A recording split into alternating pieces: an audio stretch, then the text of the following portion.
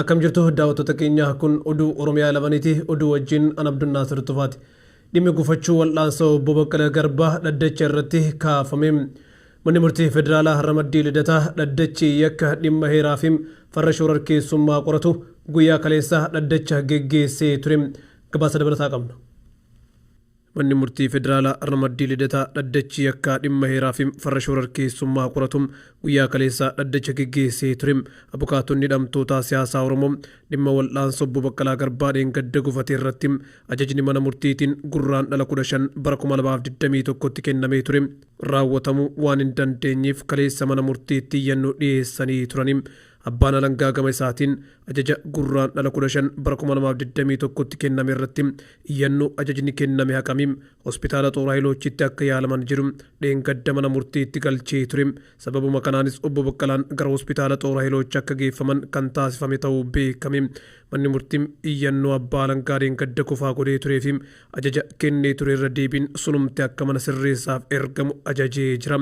Akkuma beekamu guyyaa obbo Baqqalaan gara hospitaala Xooraayiloochi geeffaman sanitti ogeettii fayyaa hidhamtoota siyaasaa Oromoo kan taate Dr. Ilillii Jamaal dabalate abukaatoon hidhamtoota siyaasaa Oromoo obbo Gammachuu Guutamaatis ambulaansii keessa obbo Baqqalaa wajjin waan turaniif to'annoo humnoota mootummaa jala kan turan ta'uun beekamee jira. Gama birootiin immoo haalli fayyaa hidhamtoota siyaasaa Oromoo lagannaa nyaataa irratti argamaniin daran hamaa ta'utu himamaa jira. Akka Dr. Ililliin jettutti hatattamaan mana yaalaa geeffamuu kan qabu obbo Baqqalaa qofa osoo hin taane Jawaar Mohammadis geeffamuu qaba. Qorannaan fayyaa Jawaariif taasifame akka agarsiisutti potaaseemiin isaa akka malee hir'achuudhaan yeroo ammaa gara 2tti gadi bu'ee jira. Kun ammoo tasa onneen namaa akka dhaabbatu godhuu danda'a jechuun maddeen keenya nuuf gabaasanii jiru. Pirezidaantiin Eertiraa haalli Itoophiyaa keessa jiru akka isaan yaaddessu dubbatanii. Pirezidaantiin Eertiraa Isaayyaas Afwerqii gaafii fi deebii miidiyaa biyya isaanii wajjin taasisaniin haalli Itoophiyaa keessa jiru yaaddoo akka ta'e dubbatanii. Waliin odeeffannoo kana qindeeffannee jirra. Pirezidaantiin Eertiraa Isaayyaas Afwerqii gaafii fi deebii miidiyaa biyya isaanii wajjin taasisan irratti haalli Itoophiyaa keessa jiru yaaddoo akka ta'e dubbatanii. Pirezidaantichi roobii galgala televezyiinii fi raadiyoo biyyattii irratti dhiyaachuun qooda Eertiraan siyaasaa Itoophiyaa keessatti qabdu irratti wayita ibsa kennan hanga humni keenya eeyyameen dhimma Itoophiyaa keessatti gahee keenya bayachaa jirra jiranii. Qoonni Eertiraan Itoophiyaa keessaa qabdu maal akka ta'e garuu ifatti hin dubbanne. Pirezidaantichi lola naannoo Tigraay keessatti adeemsifamaa jiru irratti loltoonni Eertiraa hirmaachuuf dhiisuu isaanii wanti dubbatanii jiru. Haa ta'u malee haasaa bara dabri taasisan keessatti dhimma Itoophiyaa keessatti uumamuu irratti harka keenya marannee callisnee hin teenyu jiranii turani. Dhimma hidha haaromsaa laga Abbayyaa fi waldhabbii daangaa Itoophiyaa fi Suudaan jidduu jiru irratti kan dubbatan yoo ta'u waldhabbiin kun osoo nageenyaa fi fedhii biyyoota lamaanii hin miidhin dura furamuu qaba jiranii. Dabalataanis waldhabbiin kun kan hammaate giddugalummaa qaamota alaatii fi fedhii siyaasaa biyya keessaa muraasaan jiranii. Pirezidaanti Isaayyaas qaamolee alaa jiranii haa eeran malee qaamolee alaa jedhan kanneen maqaa hin dhoofne. Gabaasa kana BBC'tu gabaase. Suudaan marii hidha laga Abbayyaa irratti qaamonni idil addunyaa 4 jaarsummaaf akka hirmaatan gaafatte. Suudaan marii hidha laga Abbayyaatiif biyyoota 3 jidduutti godhamu irratti Ameerikaa dhaabbata mootummoota gamtoomanii gamtaan Awurooppaa fi gamtaan Afrikaa jaarsummaaf akka hirmaatan gaafatte. Dabalata qabna.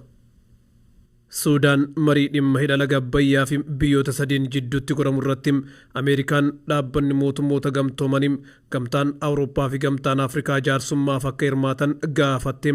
Suudaan gaafii kana kan dhiyeessite koreen olaanaan dhimma hidha Abbayyaa isii muummicha ministeera Abdallaa Hamdookoliin erga walgahii geggeessaniin booda ta'uu gabaafame. Walgahii kaleessa muummicha ministeera Abdallaa Hamdookoliin geggeeffame kanarratti ministeerri haajaa alaa Suudaan, ministeerri jallisii fi qabeenya bishaanii namoonni tika nageenya biyyattii irratti hirmaatanii jiru. Dabalataanis ambaasaadarri Suudaan kan Itoophiyaa yaamame kan irratti hirmaate ta'uu ibsame. Gabaasa kana Al-Ayntu gabaase. USA kutaa Teksasitti balaan qilleensa qorraa hamaan dhaqqabe. Ameerikaa kutaa Teksasitti balaa bubbee qorraa cimaa dhaqqabeen lubbuun namoota 21 yoo dabartu miliyoonni immoo qeerraa buqqaanii jiru.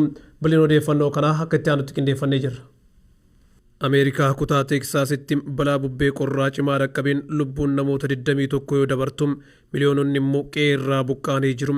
Erga bubbeen qorraa fi hamaan kun ibsaa addaan kutee boodam jiraattonni miliyoona 7 ta'an sababa bakka bishaan calalamutti ibsaan badeef jecha bishaan fayyadamuun dura akka danfisaniif ajajamanii jiru. Balaa hamaa mudate kanaan lubbuun namaa dabarte qabeenyi hedduun manca'e namoonni miliyoonotatti lakkaa'aman immoo buqqaanii jiru. Dabalataanis tajaajilli geejjibaatis addaan citee jira. Balaa kana daran wanti hammeessaa jiru immoo kuusaawwan bishaanii hundi sababa qorraatiin dho'aa jiraachuu isaaniiti. Namoonni hedduun kuusaa bishaaniitiif ujummoowwan bishaanii ho'isuuf yaalanis qorri humnaa ol waan ta'eef homaa gochuu hin dandeenye. Qorri magaalaa Teeksaas keessatti mul'ate kun qorra waggaa 30 keessatti mul'ateen beekne ta'uu isaatti himamaa jira. Qondaalli eegumsa naannoo kutaa Teeksaas Toobii Beekar akka jiranitti rakkoon bishaaniin wal qabatum jireenya namoota 260,000 caalanii miidhaa jiran. Kantiibaan magaalaa Houston Sylvester Turner sababa qorra hammaataa kanaan sararri bishaanii waan dho'uu danda'uuf namoonni bantuu bishaanii akka cufaniif yoo dho'ee jiraateef hospitaalonni fi waajjirri ittisa balaa ibiddaa bishaan sirriitti waan isaan barbaachisuuf jiraattonni hamma bishaan fayyadamanii akka hirdhisaniif gaafatanii jiru. Dabalataanis obbo Turner ibsaan deebi'uuf yeroo waan fudhatuuf agasitti jiraattonni bishaan saamsamee gurguramu akka fayyadamaniif ajajanii jiru. Pirezidaantiin US Joe Biden immoo labsii yeroo muddamaa Teeksaas keessatti labsanii jiru jechuun CNN gabaasee jira.